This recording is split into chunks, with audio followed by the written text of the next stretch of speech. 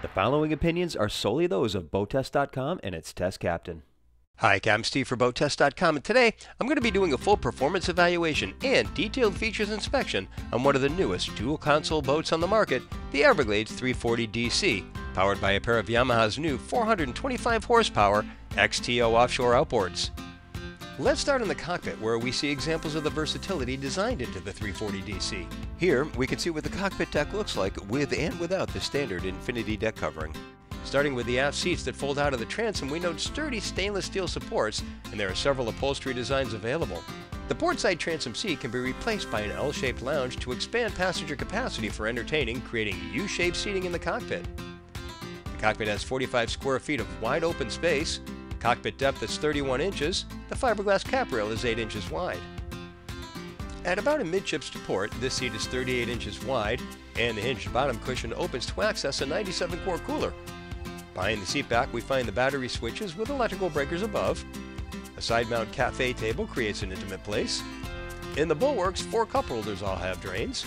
Notice that both here and forward in the gunnel cubbies, Everglades mounts the 12-volt and USB connectivity plugs inside. As we'll see throughout the boat, the hatch opens on a stainless steel gas strut and it closes on a rattle, eliminating thick rubber gasket. To starboard, the cockpit wet bar with sink is set into a solid surface countertop. An electric grill is beneath a sliding top, and just below is a slide-out trash basket on stainless steel rollers. Inboard, there's a refrigerated drawer and a rail is provided for security. And to the right are the Fusion 770 JL M-Series speakers and subwoofer. To facilitate cleanups, the freshwater washdown connection is down low to starboard. The fish box in the stern has dividers and a 71-gallon capacity. Hatch details include a stainless steel gas strut and an extra thick rubber gasket. The raw water washdown connection is aft to port. To starboard in the stern is a 24-gallon blue live well with rounded corners, lighted, aerated, and pressurized to protect bait in rough conditions. Because it can be used for so many different things, Everglades calls this hatch in the starboard hull side a utility door. When opened, it secures with a magnetic catch, and as it swings inward, it can be used for boarding from a floating dock, diving, swimming, or hauling in fish. Note the hardware for mounting the reboarding ladder, which is stowed forward. There's a single hatch that opens in the cockpit deck to provide access to the 340DC's finished bilge. On the underside of the hatch is dedicated stowage for the cafe table. Fuel filters and priming bulbs are together. All hoses are double clamped with red plastic safety guards. Borrowing technology from bigger yachts, Everglade uses a single sea chest for its raw water systems. This eliminates the multiple through hulls, reducing them to a single outlet, and makes it easier to plumb the boat. Transducers and bilge pumps are in the keel, and note that the automatic bilge pumps have actuators that won't clog or get stuck. The diesel generator is placed aft, and there's room for a Seakeeper 3 gyro stabilizer. Aft, this 16-inch wide passageway leads from the cockpit to the swim platform, and notice that it opens out for quick dewatering in an emergency offshore. It's also a 10-inch step from the cockpit deck, and there's a pull-out shower in the transom. The swim platform extends aft 33 inches on each side, and forward of the motors is a 9-inch wide catwalk with the outboard hoses and wires and tubes that go under, eliminating a tripping hazard. To starboard, in the trailing edge of the stern, is an emergency reboarding ladder as required by ABYC standards that can be pulled out by a person in the water and deployed. To port is a locker that can be used for a stern anchor or for wet bathing suits. Overall, the boat has a relatively high freeboard of 52 inches forward and 40 inches aft. The hardtop has 6 feet 8 inches of headroom, and its features include 2 forward lights over the helm that can be made red, white, or blue, 2 opening skylights, aft lights, and mounting points for optional outriggers. There are also speakers in the hardtop and a track for installing an enclosure. A switch at the helm activates the Make Fast aft cockpit shade. Everglades fabricates the powder-coated hardtop frame in-house.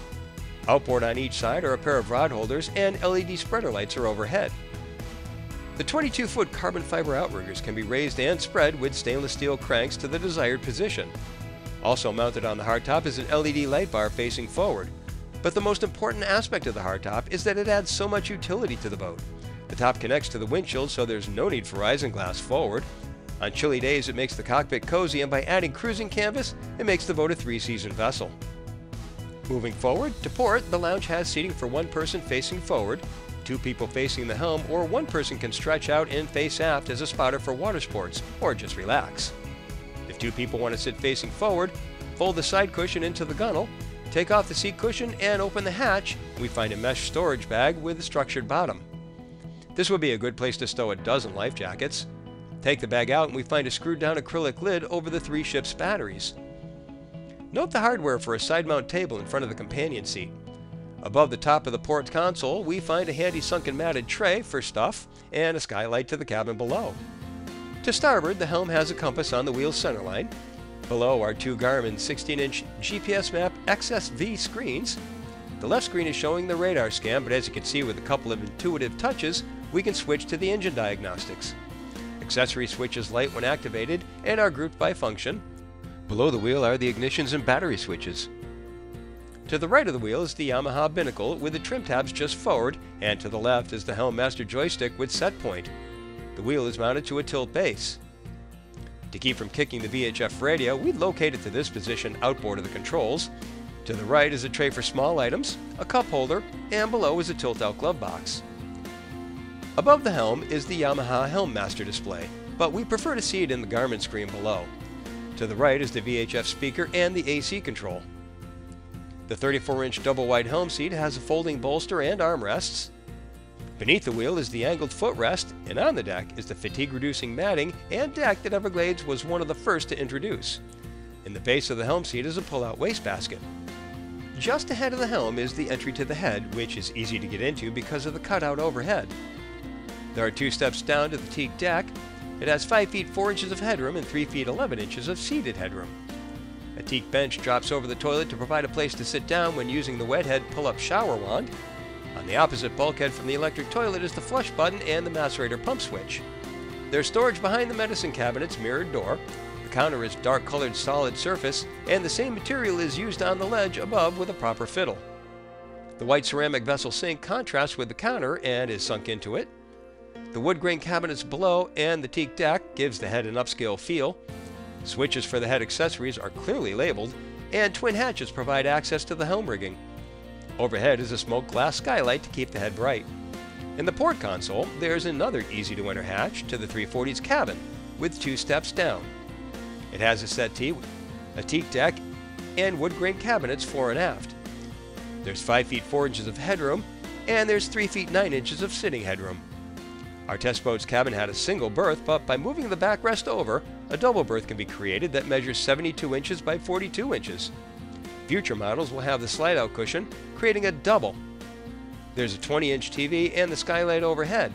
In a small cabinet aft, there's a battery switch and breakers. There were 2 reverse cycle air conditioning systems on our boat, one for the cabin and the head and another for the bridge deck, which can be enclosed. When the time comes to head forward to the bow, open the air dam and press a button on the dash, and the center windshield slides open electrically. No big piece of glass to manhandle. And when it comes time to close it, the seal is snug. But before we move forward, let's inspect what's under the 2 deck hatches in the passageway. One includes the water tank, the hot water heater, and the gray water sump with red cleanout port. The forward storage includes dedicated space for the bow table pedestal on the hatch bottom, and below is where the utility door ladder lives. But we'd like to see it stowed aft. Moving past the windshield, we discover an unusual place to attach the 30-amp shore power cords. Just below the windshield and the pantograph windshield wiper are 2 smart plug outlets that are safer, easier to operate, and make a more water-resistant connection than conventional shore power connections in the stern. Clearance is 28 inches between the consoles, and the distance between the seats forward of the console is 25 inches. In the bow, there's wraparound seating with 21-inch deep seat backs, all padded, and the cockpit is 38 inches deep. There are angled backrests on the front of each console. The round table in the bow is classy. The pedestal base is side mount, and when in place it makes the bow a more versatile area.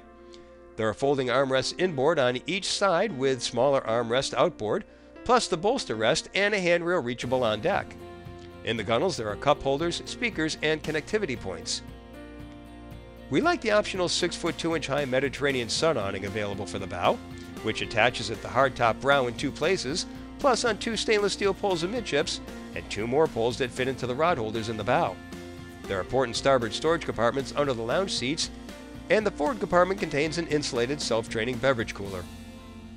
The foredeck has cleats and combination rod and cup holders. The foredeck is covered in non-skid, and beneath this hatch, all of the ground tackle systems come standard. Profish windlass, safety cable, raw water washdown, remote control, and good access to the road.